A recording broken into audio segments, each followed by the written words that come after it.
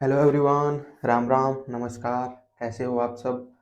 आज हमारा है भाई फोर्थ लेक्चर, जिसके अंदर हम लोग कवर करेंगे लॉज ऑफ केमिकल कम्बिनेशन।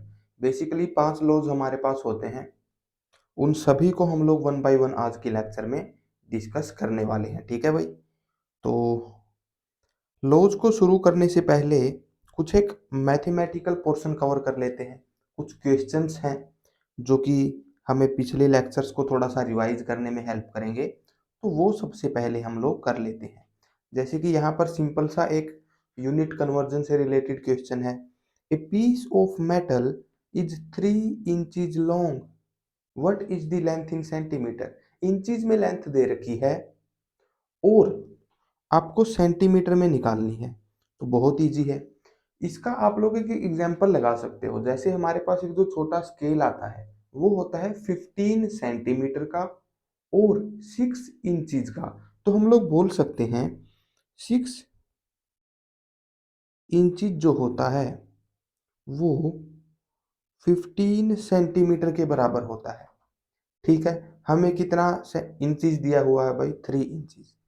तो 3 inches will be equal to 15 divided by 6 multiplied by 3। ये हो जाएगा 15 डिवाइडेड बाई 2, जो कि हमारे पास होता है 7.5 सेंटीमीटर। ये हमारे पास हो जाएगी लेंथ इन सेंटीमीटर। सिंपल सा आपको अपनी माइंड का यूज करना है। ठीक है? मैथमेटिक्स में ना फॉर्मूला से इतने क्वेश्चन सोल्व नहीं होते जितने की हमारी कॉमन सेंस से हो जाते हैं। तो लेंथ के लिए स्पेशली ध्यान रखना। 6 इंचज वाला जो एक स्केल आता है जो कि ऑलमोस्ट इतने ही साइज का होता है, वो 15 इंचज का होता है। एक बिगर स्केल जो हमारे पास होता है 12 इंचज का, ऑलमोस्ट इतना, वो हमारे पास 30 सेंटीमीटर का होता है। तो ये बिल्कुल ध्यान में रखने वाली बात है। नेक्स्ट एक और कन्वर्जन से रिलेटेड ही क्वेश्चन हमारे पास है। इसके अंदर क्या है भाई? A jug contains 2 litre of milk. 2 litre दूध है एक जग के अंदर। Calculate the volume in metre cube. इसका भी मैंने आपको एक आइडिया बताया था। कैसे? देखो, 1 सेंटीमीटर क्यूब की जो एक सेल होती है, 1 सेंटीमीटर क्यूब की जो सेल होती है वो हमारे पास 1 ml के बराबर होती है। तो अगर हमें लीटर का और मीटर क्यूब का रिलेशन निकालना है तो सेंटीमीटर को मीटर में कन्वर्ट कर दो और ml को लीटर में कन्वर्ट कर दो। यहाँ से हम लोग देख सकते हैं, भाई देखो, 1 ml is equal to 1 centimetre cube. 1 centimetre cube को हम लोग 1 सेंटीमीटर का होल क्यूब भी लिख सकते हैं। अब आगे क्या करेंगे भाई? देखो, 1 लीटर में होते हैं 1000 ml, 1 लीटर में 1000 ml होते हैं। तो 1 ml में लीटर कितने हो जाएंगे? 1 डिवाइडेड बाई 1000, मतलब कि 10⁻³ लीटर्स। 1 सेंटीमीटर को हमें हमें कन्वर्ट करना है भाई मीटर में। 1 मीटर में होते हैं 100 सेंटीमीटर। तो 1 सेंटीमीटर में कितने मीटर हो जाएंगे? 1 डिवाइडेड बाई 100, मतलब कि 10⁻²। और ये हो गई मीटर में लेंथ, और इसका होल क्यूब हमें करना है। तो 10⁻³ लीटर यहाँ से किसके बराबर आ गया? 10⁻⁻6 मीटर क्यूब के।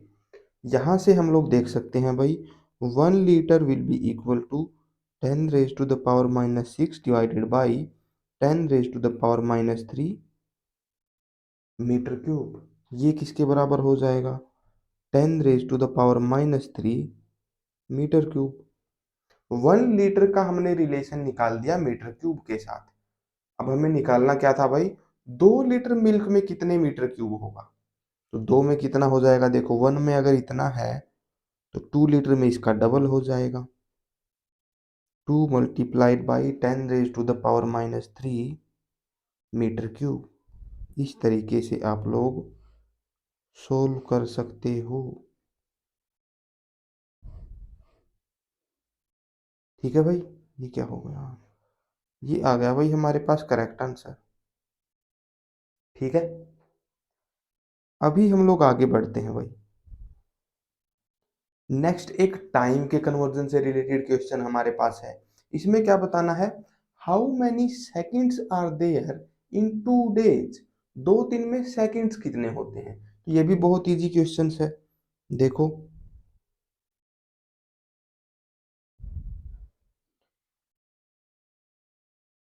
हमें पता है एक दिन के अंदर 24 घंटे होते हैं। 2 दिन में कितने हो जाएंगे, इसके डबल हो जाएंगे। 2 days will be equal to 2 multiplied by 24 hours।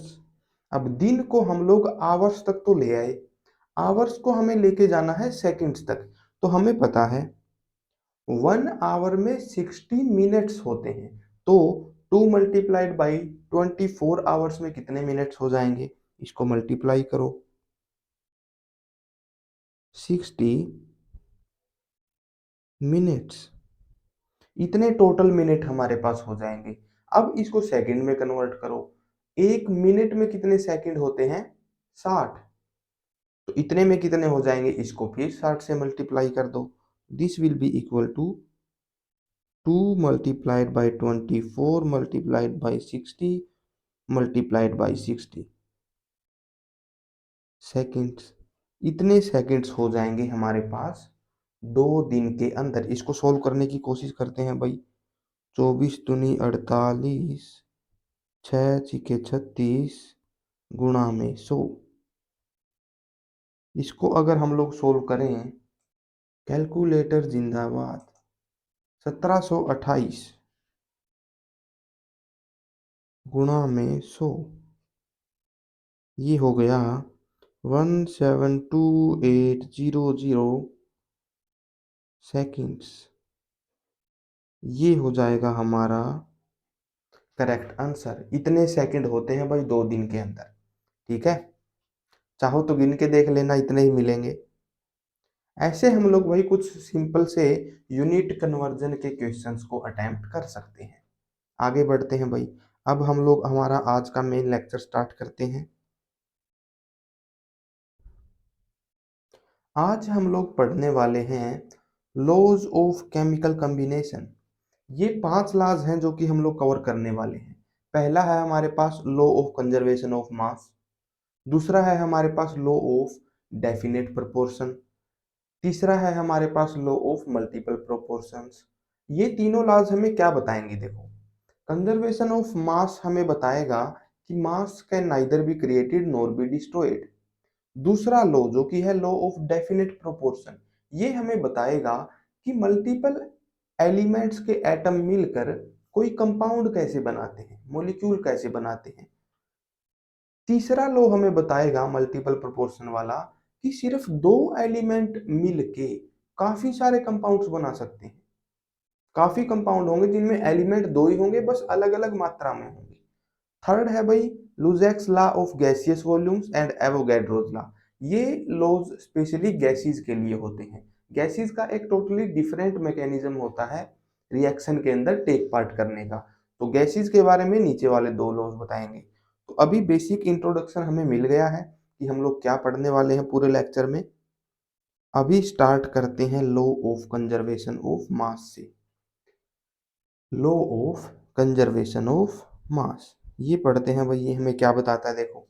According to this law mass can neither be created nor be destroyed. ये रहा, मास को ना तो क्रिएट किया जा सकता है और ना ही डिस्ट्रॉय किया जा सकता है। अब इस लाइन का एक एक्सेप्शन है भाई। रिएक्शन ना 2 तरीके की होती है। एक रिएक्शन जिसके अंदर इलेक्ट्रॉन्स मूव करते हैं। मोस्टली रिएक्शंस जो हम लोग केमिस्ट्री में स्टडी करेंगे ना, उसके अंदर इलेक्ट्रॉन्स की ही मूवमेंट हो रही होगी, इलेक्ट्रॉन्स इधर से उधर हो रहे होंगे। लेकिन एक दूसरे तरह की रिएक्शन भी होती है जिसको हम लोग न्यूक्लियर रिएक्शन बोलते हैं। उसके अंदर न्यूक्लियस का ब्रेकडाउन होता है, या फिर 2 न्यूक्लियस कंबाइन भी कर सकते हैं। न्यूक्लियर फिजन, न्यूक्लियर फ्यूजन, ये जो रिएक्शन होती है इनके अंदर मास सेम नहीं रहता। ठीक है, मास डिस्ट्रक्ट हो जाता है, एनर्जी में कन्वर्ट हो जाता है, या फिर स्प्लिट भी हो जाता है। लेकिन यहाँ क्योंकि हम लोग मोस्टली रिएक्शन जो डिस्कस करते हैं केमिस्ट्री में वो इलेक्ट्रॉनिक ही होती हैं, इलेक्ट्रॉन्स ही मूव कर रहे होते हैं उनमें। तो उसके लिए हम लोग मान सकते हैं कि हाँ ये स्टेटमेंट सही है। According to this law mass को ना बनाया जा सकता है ना बर्बाद किया जा सकता है। अगली एक जो ये स्टेटमेंट है ये सबसे ज्यादा मेन है इसकी, वो क्या है भाई, in a balanced chemical equation total mass of reactants is equal to total mass of product. अगर हम लोग किसी रिएक्शन की इक्वेशन को बैलेंस कर दें तो रिएक्टेंट्स के अंदर जितना टोटल मास था वो किसके बराबर होगा भाई, प्रोडक्ट्स के अंदर जितना टोटल मास है। जितना रिएक्टेंट का मास हमने लिया था उतना ही मास हमें प्रोडक्ट का मिलने वाला है अगर रिएक्शन कंप्लीटली हो रही है तो, या फिर केमिकल इक्वेशन की वर्डिंग में अगर हम लोग कहें तो अगर स्टोक्योमेट्री के हिसाब से हमने इक्वेशन को बैलेंस कर रखा है तो एक बैलेंस्ड केमिकल इक्वेशन में जितना मास रिएक्टेंट का होता है उतना ही प्रोडक्ट का होता है। ठीक है भाई, ये है हमारे पास law of conservation of mass, mass of reactant is equal to mass of product. ये सिंपल सा लॉ हमारे पास है। अब इसके ऊपर बेस भी हमारे पास क्वेश्चंस आ सकते हैं। एक सिंपल सा क्वेश्चन मैं आपको करवाता हूँ, ये देखो भाई, ये एक क्वेश्चन हमारे पास है। 10 gram of calcium carbonate on heating gives 4.4 gram of carbon dioxide. Considering the complete combustion, determine the weight of calcium oxide produced in the reaction. Calcium carbonate हमारे पास था, कितना था भाई, 10 ग्राम था। हमने इसको हीट किया, हीट करने पर क्या होता है, कैल्शियम कार्बोनेट का ब्रेक डाउन हो जाता है। किस तरीके से, देखो, कैल्शियम कार्बोनेट जो है ना वो कैल्शियम ऑक्साइड और CO2 देता है। गर्म करने पर ये कैल्शियम ऑक्साइड और कार्बन डाइऑक्साइड में ब्रेक डाउन हो जाता है, टूट जाता है। हमें ये बोल दिया भाई कि 10 ग्राम कैल्शियम कार्बोनेट हमारे पास था, हीट करने पर 4.4 ग्राम इसने दी है CO2। अगर हम लोग माने कंसीडरिंग कंप्लीट कंबस्टन, अगर हम लोग माने कि कंबस्टन कंप्लीट हुआ है, कंप्लीट हुआ है मतलब थोड़ा सा भी कैल्शियम कार्बोनेट बचा नहीं है, 10 ग्राम था, 10 ग्राम का 10 ग्राम ब्रेक डाउन हो गया है कैल्शियम ऑक्साइड और कार्बन डाइऑक्साइड में। तो अगर हम लोग कंप्लीट कंबस्टन कंसीडर करें तो बताओ भाई कैल्शियम ऑक्साइड कितना प्रोड्यूस हुआ होगा। सीधी सी बात है भाई, हमें पता है, एक्स मान लो। जिसका कुछ अता पता नहीं है, मैथमेटिक्स सीधे सीधे क्या बोलता है भाई, उसको एक्स मान लो, क्योंकि एक्स का कोई भरोसा नहीं होता है ना। तो एक्स पता नहीं क्या निकल सकता है। अभी हमारे क्वेश्चन में क्या है भाई, देखो, रिएक्टेंट का जो मास है वो प्रोडक्ट्स के मास के बराबर होगा, है ना। तो प्रोडक्ट का मास हो जाएगा x प्लस 4.4 ग्राम। ये हो गया हमारे पास मास ऑफ प्रोडक्ट्स। ठीक है भाई, ये किसके बराबर होगा, मास ऑफ रिएक्टेंट्स के बराबर होगा, जो कि कितना था, 10 ग्राम।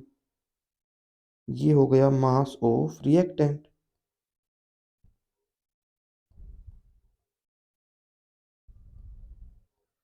यहां से हम लोग x का मान निकाल सकते हैं कि x किसके बराबर है। देखो, x बराबर हो जाएगा 10 ग्राम माइनस 4.4 ग्राम, x बराबर हो जाएगा 5.6 ग्राम। तो मतलब कि ये आ गई है हमारे x की वैल्यू। कैल्शियम ऑक्साइड जो बनेगा वो इतने ग्राम बनने वाला है, 5.6 ग्राम जो है बनने वाला है। ठीक है भाई, इतना बना होगा, ये हो जाएगा भाई इसका करेक्ट आंसर। तो यहां से हमें क्या पता चला, एक्स की वैल्यू हमें पता चल गई। ठीक है, अगला लॉ पढ़ते हैं भाई, law of definite proportions. Law of definite proportions, इसकी स्टेटमेंट पढ़ते हैं, फिर मैं आपको डिटेल में एक्सप्लेन करवाता हूं। A chemical compound contains the same elements in the same proportion by mass irrespective of the source और क्वांटिटी। अगर कोई केमिकल कंपाउंड है, केमिकल कंपाउंड बोल लो या फिर एक तरीके से एक मॉलिक्यूल बोल लो। एक मॉलिक्यूल कैसे बनता है, कुछ एलिमेंट्स के एटम होते हैं जो कि उसके अंदर होते हैं, मान लो कि हमारे पास वाटर है, तो वाटर में दो एलिमेंट्स के एटम्स हैं, हाइड्रोजन के और ऑक्सीजन के। तो ये लो हमें क्या बताता है, एक कंपाउंड के अंदर डिफरेंट एलिमेंट के जो एटम हैं, डिफरेंट एलिमेंट्स का जो मास है ना, उस मास का रेशियो बिल्कुल सेम रहेगा हमेशा, चाहे वो कंपाउंड कहीं से भी मिला हो और कितनी भी क्वांटिटी में मिला हो। इसका क्या मतलब है, मैं वाटर की हेल्प से आपको समझाता हूं। देखो भाई, यहां पर हम लोग इसको सोल्व करते हैं। मान लो H2O हमारे पास है, ठीक है। इसके अंदर में अगर मैं आपको बताऊं, हाइड्रोजन का एटॉमिक मास होता है 1 AMU, 1 एटॉमिक मास यूनिट, या फिर 1 ग्राम पर मोल भी बोल सकते हैं। तो H2 को अगर मैं बोल रहा हूं 2 ग्राम, तो वाटर में ऑक्सीजन कितने ग्राम होगा भाई? ऑक्सीजन का एटॉमिक मास कितना होता है? 16 ग्राम। तो वाटर के अंदर दो एलिमेंट्स के एटम हैं, उनके मास का रेशियो क्या होगा? 2:16। अब इस रेशियो को हम लोग सिंप्लीफाई भी कर सकते हैं, दोनों को 2 से डिवाइड कर दो। 1:8, 1:8 will be the ratio of mass of hydrogen and oxygen in H2O। पानी के अंदर हाइड्रोजन का एलिमेंट्स और ऑक्सीजन के एलिमेंट्स का जो मास का रेशियो है, वो 1:8 रहेगा हमेशा। चाहे वो पानी आपने बोतल में ले रखा हो, चाहे वो पानी आपने समुंदर में ले रखा हो, चाहे वो ग्लास में हो, चाहे एक मॉलिक्यूल की बात कर लो, चाहे करोड़ों मॉलिक्यूल्स की बात कर लो, कोई भी क्वांटिटी हो वाटर की, हाइड्रोजन के और ऑक्सीजन के डिफरेंट जितने भी आइटम्स हैं, उनके मास का रेशियो देखेंगे ना, तो यही मिलने वाला है 1:8। यही ये स्टेटमेंट हमको बता रही है, चाहे वो पानी समुंदर में हो, चाहे वो पानी ग्लास में हो, चाहे इतनी क्वांटिटी हो, चाहे इतनी हो, चाहे एक मोलिक्यूल ही क्यों ना हो, हाइड्रोजन और ऑक्सीजन का जो मास का रेशियो है, वो हमेशा 1:8 ही रहेगा। ये है लॉ ऑफ डेफिनेट प्रोपोर्शंस। ठीक है भाई, तो स्टेटमेंट फिर से पढ़ लेते हैं। A chemical compound contains same elements in the same proportion by mass irrespective of the source और द क्वांटिटी। चाहे कोई भी सोर्स हो, सोर्स का मतलब है कहाँ से हमने लिया है। एक गिलास पानी का चाहे आपने बोतल से लिया है, घड़े से लिया है, टैप वाटर है, रेन वाटर है, कहीं से भी लिया हुआ पानी है, उसके अंदर हाइड्रोजन और ऑक्सीजन का जो मास का रेशियो रहेगा, वो हमेशा 1:8 ही रहेगा। ये है हमारे पास लॉ ऑफ डेफिनेट प्रोपोर्शंस। ठीक है भाई, वाटर के अंदर यहाँ पर लिखा हुआ है, देखो, H2O contains hydrogen and oxygen in 1:8 by mass. ठीक है, इसके ऊपर भी एक क्वेश्चन ट्राई करते हैं, देखो।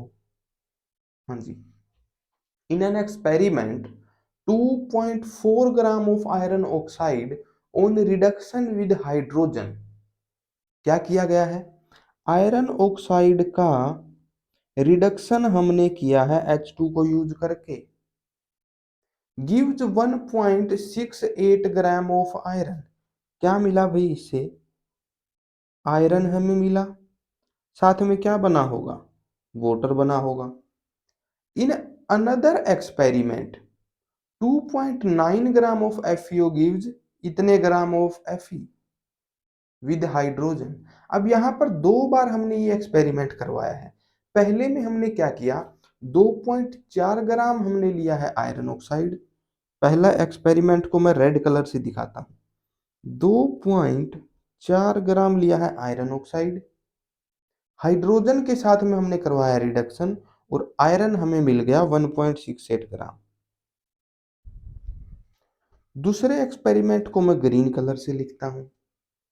वहां पर क्या बताया हुआ है भाई, हमने लिया 2.9 ग्राम आयरन ऑक्साइड और हमें आयरन कितना मिला? 2.03 ग्राम। दूसरे एक्सपेरिमेंट में इतना मिला। हमें क्या करना है, show that the above data illustrate the law of constant composition. हमारा जो ये एक्सपेरिमेंट है ये लॉ ऑफ कांस्टेंट कंपोजिशन को फॉलो कर रहा है, ये हमें बताना है। देखो, बहुत सिंपल सी बात है। आयरन ऑक्साइड हमारे पास 2.4 ग्राम है और आयरन ऑक्साइड में टोटल आयरन कितना है 1.68 ग्राम। तो यहां से हम लोग अकेले ऑक्सीजन एलिमेंट का मास निकाल सकते हैं। ऑक्सीजन का मास मान लो कि मैं यहां पर लिख रहा हूं। ऑक्सीजन का मास हम लोग कैसे निकालेंगे भाई? आयरन ऑक्साइड में से आयरन का माइनस कर देंगे, ऑक्सीजन का आ जाएगा। आयरन ऑक्साइड में से माइनस करो, 2.4 में से माइनस क्या करना पड़ेगा भाई? देखो, 2.4 में से माइनस करना पड़ेगा 1.68। तो ये किसके बराबर आएगा? कैलकुलेटर जिंदाबाद। 2.4 माइनस 1.68, ये बराबर आएगा भाई 0.72 के। नेक्स्ट एक्सपेरिमेंट में देखो, नेक्स्ट एक्सपेरिमेंट में ऑक्सीजन कितना होगा भाई? देखो, 2.9 था आयरन ऑक्साइड, उसमें से माइनस कर देंगे 2.03 ग्राम ऑफ आयरन, यहाँ से ऑक्सीजन हमारे पास आ जाएगा। 2.9 माइनस 2.03, ये हो जाएगा 0.87। तो मतलब कि हमारे पास क्या आ गया भाई? देखो,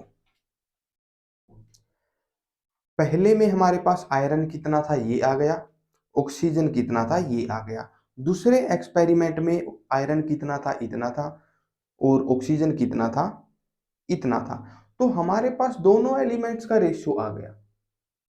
दोनों ही एक्सपेरिमेंट में कौन सा एलिमेंट कितने ग्राम प्रेजेंट था ये हमें पता चल गया। अब हमें लो क्या कहता है भाई? लो हमें ये कहता है कि एलिमेंट्स के मास का रेशियो बिल्कुल सही रहना चाहिए।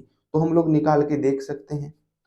पहले एक्सपेरिमेंट में हम लोग रेशियो निकालते हैं भाई आयरन का और ऑक्सीजन का। तो वो कितना हो जाएगा? देखो, बहुत सिंपल है। आयरन था फर्स्ट एक्सपेरिमेंट में 1.68 ग्राम, और ऑक्सीजन हमारा कितना निकल के आया था? 0.72। 0.72,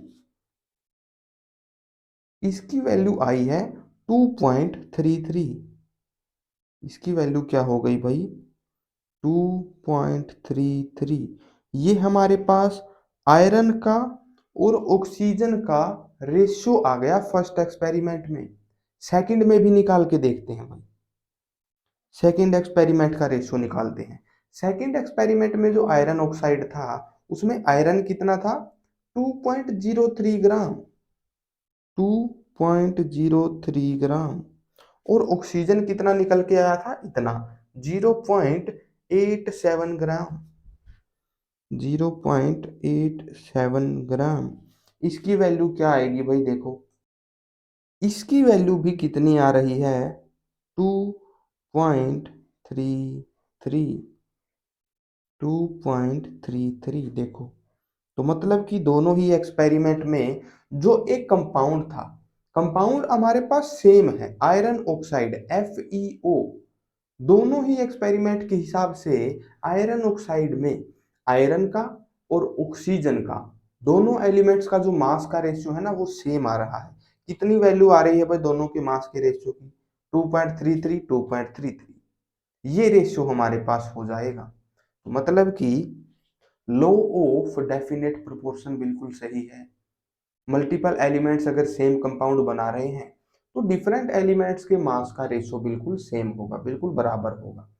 ठीक है भाई, ये था हमारे पास लॉ ऑफ डेफिनेट प्रोपोर्शंस। अगला लॉ पढ़ते हैं भाई। अगला क्या कानून है हमारे पास? Law of multiple proportion.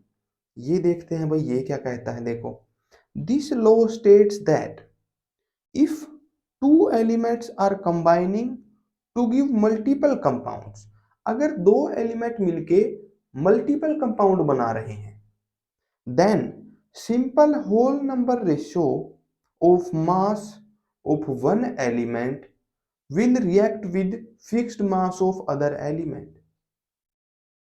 एक एलिमेंट का मास अगर हम लोग उनमें फिक्स कर दें तो दूसरे एलिमेंट का मास का होल नंबर रेशियो उसके साथ रिएक्शन करता रहता है।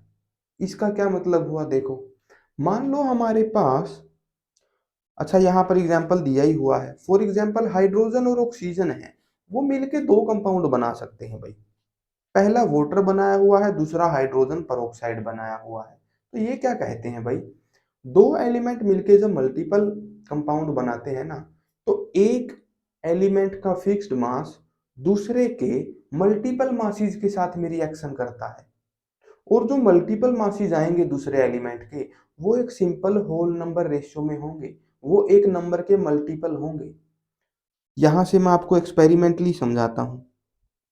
H2O में अगर मैं मासीज का रेशियो आपसे पूछूं तो कितना है, हाइड्रोजन का है 2 और ऑक्सीजन का क्या है 16,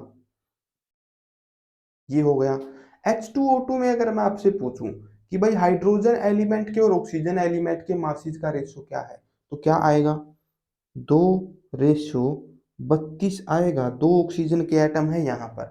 तो अगर एक एलिमेंट का मास हम लोग फिक्स मान लें, हाइड्रोजन का हमने 2 ग्राम लिया, तो ऑक्सीजन का को कितना मास है जो कि हाइड्रोजन के फिक्स्ड मास के साथ, हाइड्रोजन के 2 ग्राम के साथ रिएक्शन कर रहा है। एक बार 16 ग्राम कर रहा है और दूसरी बार 32 ग्राम कर रहा है।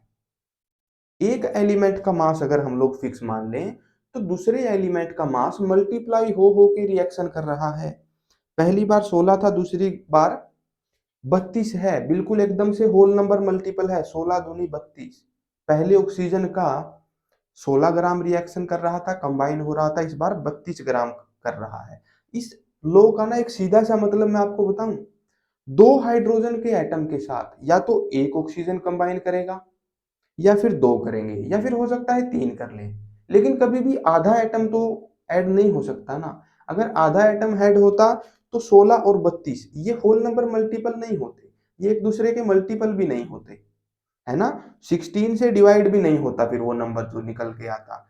तो हमेशा ही एक एलिमेंट का फिक्स्ड मास दूसरे के मल्टीपल मासीज के साथ में रिएक्शन करता है, और वो जो मल्टीपल मासीज होते हैं वो एक दूसरे के मल्टीपल होते हैं, मतलब कि होल नंबर रेशियो के अंदर वो आते हैं। जैसे यहाँ पर हाइड्रोजन का मास 2 अगर फिक्स है तो ऑक्सीजन के मासीज का रेशियो क्या हो गया 16:32, या फिर 16 दूनी 32, 1:2।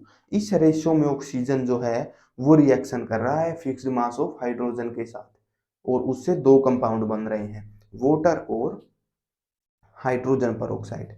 आगे देखते हैं भाई। अच्छा यहाँ पे यही स्टेटमेंट दी हुई है, masses of oxygen combining with 2 gram of oxygen, 2 gram of hydrogen आना चाहिए भाई, यहाँ पर करेक्ट करो।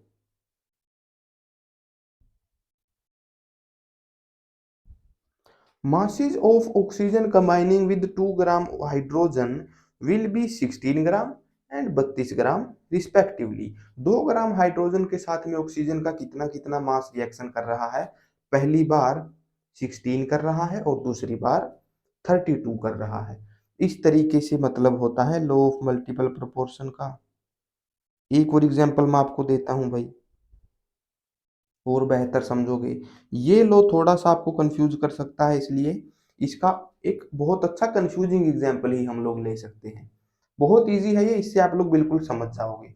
यहाँ पर सिर्फ दो एलिमेंट हैं, नाइट्रोजन और ऑक्सीजन, और मिलके कितने सारे कंपाउंड्स बना रहे हैं देखो, 5 ऑक्साइड मैंने यहाँ पर बना रखे हैं नाइट्रोजन के। सबके अंदर हम लोग क्या करते हैं भाई, डिफरेंट एलिमेंट्स का मास निकाल लेते हैं। जैसे कि यहाँ पर मैं लिखूंगा नाइट्रोजन का मास, यहाँ पर मैं लिखूंगा ऑक्सीजन का मास। एक नाइट्रोजन एटम का मास होता है 14 ग्राम पर मोल, एक मोल नाइट्रोजन का आप लोग बोल सकते हो। तो यहाँ पर दो नाइट्रोजन है, कितने ग्राम हो जाएंगे भाई, 14 दूनी 28। ऑक्सीजन कितना हो जाएगा भाई इसमें 16, ऑक्सीजन का तो 16 ही है। नेक्स्ट कंपाउंड हमारे पास है NO। NO में एक ही नाइट्रोजन है तो मास हो गया 14 और ऑक्सीजन का अभी भी 16। नेक्स्ट में देखो N2O3, नाइट्रोजन का मास हो गया 28, इसको मैं ना 14 मल्टीप्लाइड बाई 2 लिख देता हूँ, ताकि कैलकुलेशन में ना हम लोग बहुत आसानी से समझेंगे इसको। N2O के अंदर भी नाइट्रोजन का मास है 14 मल्टीप्लाइड बाई 2। ठीक है भाई।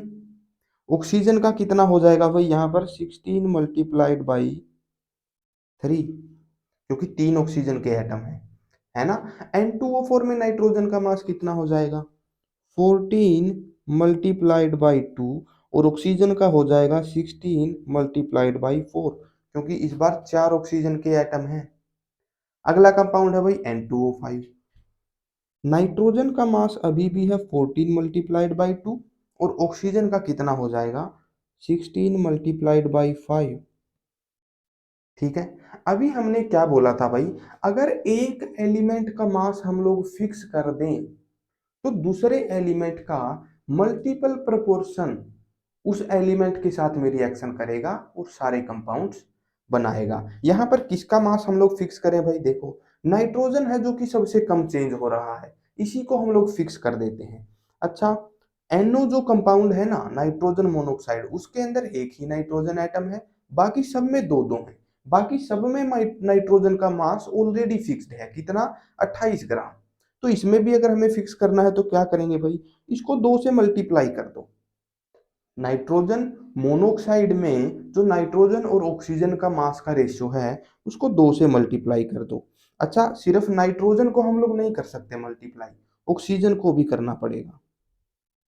ठीक है भाई, ऑक्सीजन को भी हमें करना पड़ेगा। ठीक है, क्योंकि नाइट्रोजन और ऑक्सीजन एक एक एटम दोनों हैं इस कंपाउंड के अंदर, NO के अंदर, इसलिए ऑक्सीजन को भी हमने कर दिया। अब नाइट्रोजन का मास आप लोग देखोगे इन पांचों में फिक्स हो गया है, 28 ग्राम हो गया है। अब 28 ग्राम नाइट्रोजन के साथ कितने ग्राम ऑक्सीजन रिएक्शन कर रहा है ये मैं आपको दिखाता हूं। देखो 28 ग्राम नाइट्रोजन के साथ यहाँ पर नाइट्रोजन फिक्स हो चुका है भाई 28 ग्राम। 28 ग्राम नाइट्रोजन के साथ कितने ग्राम ऑक्सीजन रिएक्शन कर रहा है, देखो यहाँ पर 16 ग्राम कर रहा है रेशियो। यहाँ पर कितना करेगा भाई 16 मल्टीप्लाइड बाई 2 मतलब कि 32 ग्राम करेगा। 16 मल्टीप्लाइड बाई 2 यहाँ पर कितने ग्राम करेगा 16 मल्टीप्लाइड बाई 3, यहाँ पर कितने ग्राम करेगा 16 मल्टीप्लाइड बाई 4, यहाँ पर कितने ग्राम करेगा 16 मल्टीप्लाइड बाई 5। देख रहे हो, इसको मैं 16 मल्टीप्लाइड बाई 1 भी तो लिख सकता हूँ, है ना। इसका अगर हम लोग ऑक्सीजन के मासेज का रेशियो निकालेंगे ना तो यही निकलने वाला है 1:2:3:4:5।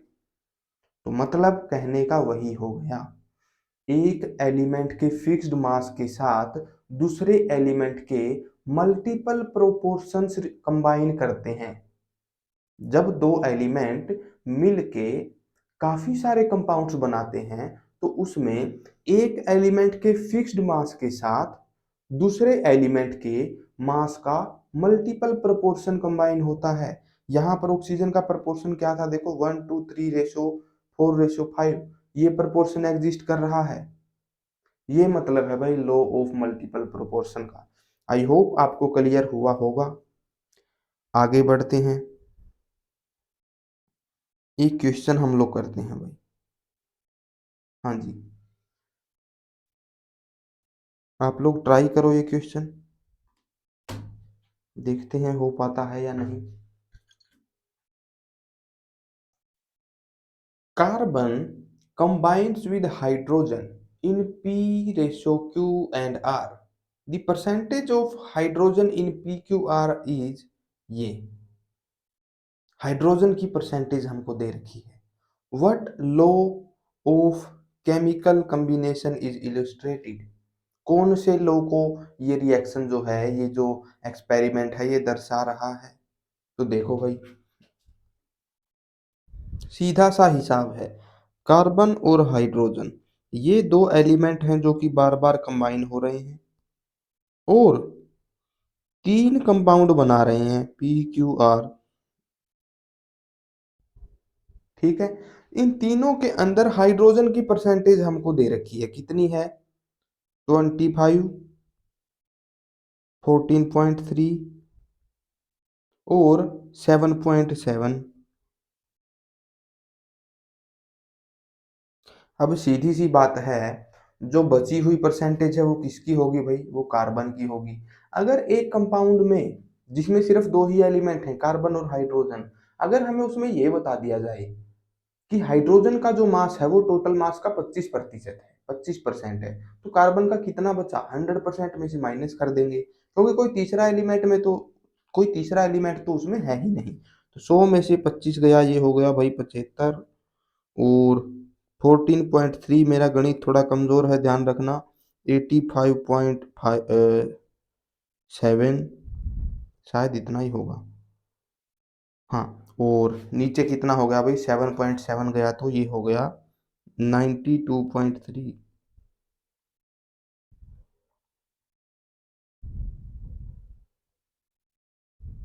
ये हो गया भाई, ये कार्बन की परसेंटेज आ गई। ठीक है। अब अगला स्टेप क्या होता था भाई? हमें एक का मास फिक्स करना होता था। एक का मास हमको फिक्स करना होता था। कैसे कर सकते हैं? देखो, हम लोग हाइड्रोजन्स के मासिज का ना एलसीएम ले सकते हैं। इसका एलसीएम कैसे लेंगे भाई? देखो, कार्बन और हाइड्रोजन के मासिस का हमको एलसीएम लेना है। एलसीएम लेने के लिए हाइड्रोजन के मासिस को एक दूसरे से मल्टीप्लाई कर सकते हैं। यहाँ पर 25 को मल्टीप्लाई किससे करना पड़ेगा? 14.3 से भी और 7.7 से भी।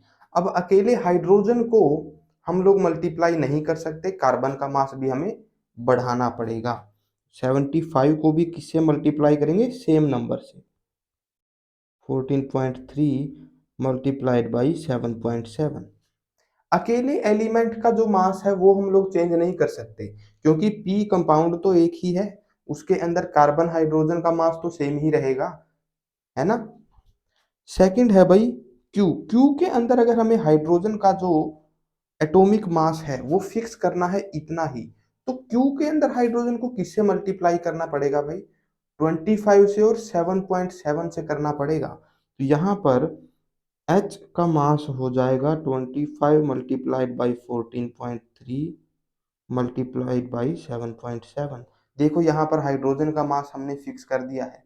अच्छा, कंपाउंड क्यू में हम अकेले हाइड्रोजन को मल्टीप्लाई नहीं कर सकते, कार्बन को भी करना पड़ेगा। तो इसको भी करो भाई।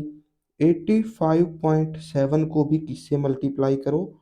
25 से और 7.7 से। ठीक है, हाइड्रोजन का मास हम लोग सेम रख रहे हैं और कार्बन का मल्टीपल मास निकाल रहे हैं। कंपाउंड नंबर आर के अंदर हाइड्रोजन कितना परसेंट था? 7.7। इसका मास भी हम लोग इसके बराबर लेके आते हैं। क्या करना पड़ेगा भाई? 25 से और 14.3 से मल्टीप्लाई करना पड़ेगा 7.7 को। फिर से वही बात है, आर के इस मास को अभी हमें मल्टीप्लाई करना पड़ेगा। कार्बन का जो मास था 92.3%, इसको भी हमें मल्टीप्लाई करना पड़ेगा सेम नंबर से, जिससे कि हाइड्रोजन के मास को किया है। Multiplied by 14.3 multiplied by 25। तो देखो, यहां से क्या हुआ, एक एलिमेंट का मास हमने फिक्स कर दिया। एलसीएम लेने का भी यही तरीका होता है। जो डिफरेंट फ्रैक्शंस हमारे पास होते हैं उसके डिनोमिनेटर्स को हम लोग मल्टीप्लाई कर देते हैं, है ना। उसके बाद जो न्यूमरेटर होती है उसके बाद ऑटोमेटिकली वैल्यूज उसकी आ जाती हैं। यहाँ पर भी हमने यही किया है, हाइड्रोजन का मास को हमने कांस्टेंट यहाँ पर कर दिया। अब कार्बन्स के इन मासिस का अगर हम लोग रेशियो निकालें तो वो रेशियो एक होल नंबर प्रोपोर्शन में ही आएगा। तो इस वजह से हम लोग बोल सकते हैं कि जो लॉ ऑफ मल्टीपल प्रोपोर्शंस है वो यहाँ पे फॉलो हो रहा है। यहाँ पर आप लोग ये भी देख सकते हो कि एक एलिमेंट का मास सेम है और इस सेम मास के साथ कार्बन का डिफरेंट मास बार बार रिएक्ट कर रहा है और तीनों कंपाउंड्स बना रहा है। एक एलिमेंट के फिक्स्ड मास के साथ बार बार रिएक्शन हो रही है और ऐसे ही मल्टीपल कंपाउंड जो पी क्यू आर, हमारे पास तीन कंपाउंड हैं, वो बन रहे हैं। तो मतलब यहाँ पर कौन सा लॉ फॉलो हो रहा है? Law of multiple proportions. Carbon के मल्टीपल प्रोपोर्शन यहाँ पर आप लोग देख सकते हो रिएक्ट कर रहे हैं, सेम नहीं है तीनों, these are multiples of each other. अच्छा, ये हो गया भाई हमारा लॉ ऑफ मल्टीपल प्रोपोर्शंस। आगे बढ़ते हैं। नेक्स्ट है हमारे पास Lussac's law of combining volumes. इस लॉ की स्टेटमेंट पढ़ते हैं भाई। This law states that when gases combine to give gaseous product, the volume of reactants and products bear a whole number ratio। जब दो गैसेज आपस में कंबाइन करती हैं तब the volume of reactant and product, reactant और product का जो वॉल्यूम है वो सिंपल एक होल नंबर रेशियो बियर कर लेता है। होल नंबर रेशियो में ही कोई नया प्रोडक्ट हमारे पास बनेगा। जो स्टोक्योमेट्री रहती है वो एक होल नंबर रेशियो में कन्वर्ट जो है हो जाती है। फॉर एग्जांपल यहाँ पर देखो 1 मोल नाइट्रोजन ने रिएक्शन की 3 मोल हाइड्रोजन के साथ और क्या बना, 2 मोल अमोनिया बन गई। तो 1:3 में थे हमारे पास रिएक्टेंट और प्रोडक्ट बन गया, कितनी स्टोक्योमेट्री उसकी हो गई 2। तो ये सब होल नंबर रेशियोज हैं। ठीक है भाई, नीचे वाली रिएक्शन देखो, hydrogen gas and chlorine gas are combining to give HCl जो कि गैसियस होता है। तो यहां पर देखो भाई रेशियो क्या हो गया, रिएक्टेंट्स का 1:1, प्रोडक्ट बना है 2 मोल्स। यहां पर भी ये होल नंबर रेशियो जो है एक वो मेंटेन्ड है। तो यही मतलब है इसका, गैसेज जो है इस तरीके से होल नंबर्स के अंदर कंबाइन करती हैं। यहां पर देखो एक वॉल्यूम है हाइड्रोजन का, देखो एक वॉल्यूम है और हाइड्रोजन का, है ना। दो हाइड्रोजन आपस में रिएक्ट करती हैं एक वॉल्यूम ऑफ ऑक्सीजन के साथ जब वाटर बनता है। इसकी रिएक्शन यहाँ पर लिखी नहीं हुई, मैं लिख देता हूँ, देखो हम लिख देते हैं H2 react with O2 to give H2O। Balance करने के लिए इसको 2 से मल्टीप्लाई करो और इसको 2 से मल्टीप्लाई करो। ये एक बैलेंस्ड इक्वेशन हो गई भाई। ठीक है, तो हम लोग देख सकते हैं भाई हाइड्रोजन गैस के, ये रही हाइड्रोजन गैस के 2 वॉल्यूम जो हैं वो 2 वॉल्यूम ऑक्सीजन के साथ, एक वॉल्यूम ऑक्सीजन के साथ में रिएक्शन कर रहे हैं जिससे कि 2 वॉल्यूम बन रहे हैं वाटर के। यही जो है नीचे भी दिखाया गया है। देखो अगर हम लोग नंबर ऑफ मॉलिक्यूल को सेम कर दें एक बॉक्स के अंदर तो 5 मॉलिक्यूल हैं ऑक्सीजन के, 5 है हाइड्रोजन के और 5 और हैं हाइड्रोजन के, क्योंकि हाइड्रोजन डबल है। हाइड्रोजन के 5 मॉलिक्यूल्स के 2 सेट हमें बनाने पड़ेंगे। तो मतलब कि 5 मॉलिक्यूल हाइड्रोजन के यहाँ हो गए, 5 यहाँ हो गए, टोटल हो गए 10 और 5 हो गए ऑक्सीजन के यहाँ। तो यहाँ पर जो रेशियो हो गया नंबर ऑफ मॉलिक्यूल्स का वो हो गया भाई, हाइड्रोजन के हो गए 10 मॉलिक्यूल, हाइड्रोजन के हो गए 10 मॉलिक्यूल, ऑक्सीजन के हो गए 5 मॉलिक्यूल और इनसे जो वाटर बना है वो कितने मॉलिक्यूल बना है भाई, वो भी 10 मॉलिक्यूल बनेगा। तो यहां पर भी जो गैसेस कंबाइन हो रही है और जो प्रोडक्ट बन रहा है that is bearing a simple whole number ratio. एक होल नंबर रेशियो इनसे बन रहा है। ये है हमारे पास Lussac's law of combining volume कि गैसेस जब कंबाइन करती हैं तो वो वॉल्यूम्स के अंदर कंबाइन करती हैं और जो डिफरेंट वॉल्यूम होते हैं रिएक्टेंट्स और प्रोडक्ट्स के वो एक सिंपल होल नंबर रेशियो को बियर कर लेते हैं। ठीक है, ये हो गया भाई Lussac's law of combining volumes. Next है भाई हमारे पास लास्ट एक law, this law states that, Avogadro law हमारे पास ये है। This law states that at constant temperature and pressure, अगर हम लोग टेम्परेचर और प्रेशर को कांस्टेंट कर दें than equal molecules of all gases will occupy same volume. अगर टेम्परेचर और प्रेशर सेम है तब सभी गैसेस के सेम नंबर ऑफ मॉलिक्यूल का वॉल्यूम बिल्कुल बराबर होगा। इसी स्टेटमेंट को हम लोग थोड़ा सा मॉडिफाई भी कर सकते हैं। दिस लॉ स्टेट्स दैट अगर टेम्परेचर और प्रेशर हम लोग सेम रख दें then same volumes of all gases will have equal number of molecules. बिल्कुल सेम बात है, टेम्परेचर और प्रेशर को अगर हम लोग सेम रख दें तो अगर वॉल्यूम सेम है तो उसके अंदर नंबर ऑफ मॉलिक्यूल भी सेम होंगे, चाहे वो कोई भी गैस हो। फर्क नहीं पड़ता कि किस गैस के मॉलिक्यूल हम लोग देख रहे हैं, टेम्परेचर अगर सेम है और प्रेशर अगर सेम है और वॉल्यूम अगर सेम है तो नंबर ऑफ मॉलिक्यूल भी सेम होंगे। या फिर कैसे बोल सकते हैं, टेम्परेचर अगर सेम है, प्रेशर अगर सेम है और नंबर ऑफ मॉलिक्यूल भी अगर सेम है तो वॉल्यूम दोनों का बराबर होगा, सभी गैसेस का बराबर होगा। अभी एक और कॉन्सेप्ट होता है मोल कॉन्सेप्ट, जिसको हम लोग डिटेल में तो अगले लेक्चर में पढ़ने वाले हैं, लेकिन मोल कॉन्सेप्ट हमें क्या बताता है? देखो, according to mole concept, volume of 1 mole of any gas at STP condition. STP condition होती है standard temperature pressure. Standard temperature होता है हमारे पास 0 डिग्री सेल्सियस या फिर बोल सकते हैं 273 केल्विन, और प्रेशर होता है स्टैंडर्ड 1 एटमोस्फियर। जो आसपास इन्वायरमेंट में धरती के सरफेस पे जो प्रेशर है वो है 1 एटमोस्फियर। तो इन कंडीशंस के ऊपर एक मोल चाहे किसी भी गैस का हो सेम वॉल्यूम ऑक्यूपाई करेगा और वो 22.4 लीटर होगा, इतना ही होगा। ठीक है भाई, चाहे गैस कोई भी हो, अगर इस टेम्परेचर पे और इस प्रेशर पे रखी हुई है और उस गैस का एक मोल ही है, एक मोल क्या होता है? एक मॉलिक्यूल में नंबर ऑफ मॉलिक्यूल गैस के फिक्स्ड होते हैं। कितने होते हैं ये भी मैं आपको बता देता हूँ। देखो, 6.022 मल्टीप्लाइड बाई 10⁻⁻23। 1 मोल आइटम्स में इतने आइटम होते हैं, 1 मोल मॉलिक्यूल्स में इतने मॉलिक्यूल होते हैं, 1 मोल एटम्स में इतने एटम होते हैं। मोल का सीधा सा मतलब क्या है? देखो, जैसे हमारे पास होता है ना 1 डजन, 1 दर्जन में 12 केले होते हैं, 12 आइटम्स हम लोग बोल सकते हैं, है ना। 1 डजन बनाना का मतलब 12 बनाना, 1 डजन पोटैटो आलू का मतलब 12 आलू। वैसे ही 1 मोल पोटैटो का मतलब इतने आलू, 1 मोल मॉलिक्यूल का मतलब इतने मॉलिक्यूल्स। मोल सिंपल एक तरीके से आप लोग बोल सकते हो एक बड़े नंबर को एक नाम दिया हुआ है।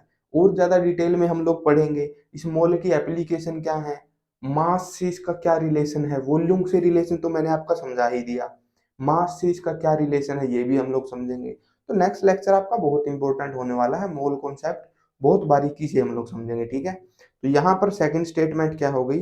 According to mole concept, volume of 1 mole of any gas at STP conditions occupies this volume. ये वॉल्यूम ऑक्यूपाई करेगा हर गैस का 1 मोल। ठीक है भाई, आगे आज के लेक्चर से भाई हम लोग कुछ क्वेश्चंस कर लेते हैं, ठीक है। बहुत सिंपल सिंपल से कुछ एक क्वेश्चंस हैं। First question, which of the following pairs of compound illustrate law of multiple proportion. Multiple proportion वाला लॉ कौन सा जो है कंपाउंड्स का एग्जांपल दिखा रहा है? देखो, potassium oxygen hydrogen, caesium oxygen hydrogen. यहां पर तो एलिमेंट ही चेंज हो गया, गलत बात। हाइड्रोजन वाला वाटर और ड्यूटेरियम वाला वाटर, इसको हैवी वाटर भी बोलते हैं, तो यहाँ पर भी एलिमेंट चेंज हो गए हैं। तो ये भी हमारे पास मल्टीपल प्रोपोर्शन वाला रूल नहीं है। मल्टीपल प्रोपोर्शन वाला रूल हमें क्या बोलता है? सेम एलिमेंट होने चाहिए लेकिन कंपाउंड डिफरेंट होने चाहिए। सेम एलिमेंट्स मिलके डिफरेंट कंपाउंड जो है बताने बनाने चाहिए। थर्ड देखो हमारे पास क्या है भाई, इथेन एंड बेंजीन। इथेन हमारे पास होता है भाई ये CH3 CH3, और बेंजीन क्या होता है भाई? ये C6H6। इथेन का भी मैं आपको मोलिकुलर फॉर्मूला ही लिख देता हूँ। इथेन का भी हम लोग मोलिकुलर फॉर्मूला ही लिख देते हैं, C2H6।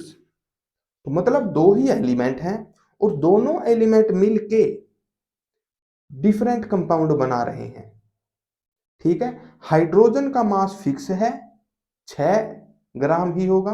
कार्बन का मास डिफरेंट रेशियो में एग्जिस्ट कर रहा है। जैसे कि यहां पर अगर मैं बताऊं कार्बन का मास क्या है, 12 × 2, और यहां पर है 12 × 6, है ना। 2:6, 1:3।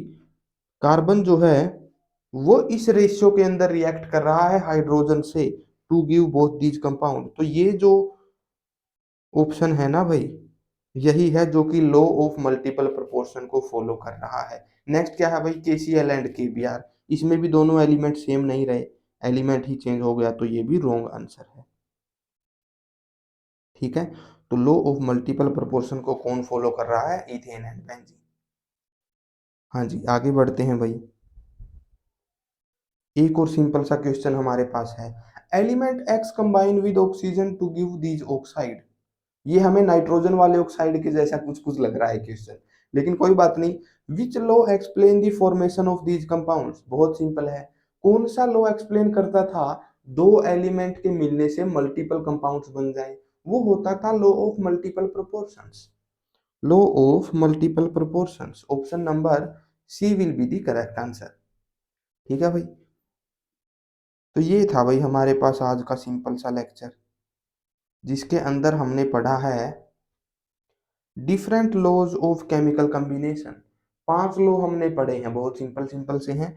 और खास करके लॉ ऑफ डेफिनेट प्रोपोर्शन और खास करके लॉ ऑफ मल्टीपल प्रोपोर्शन, इनमें कंफ्यूज नहीं होना है। डेफिनेट प्रोपोर्शन वाला लॉ हमें क्या बताता था भाई, किसी भी कंपाउंड के अंदर जो एलिमेंट्स के मास का रेशियो है वो हमेशा सेम रहेगा।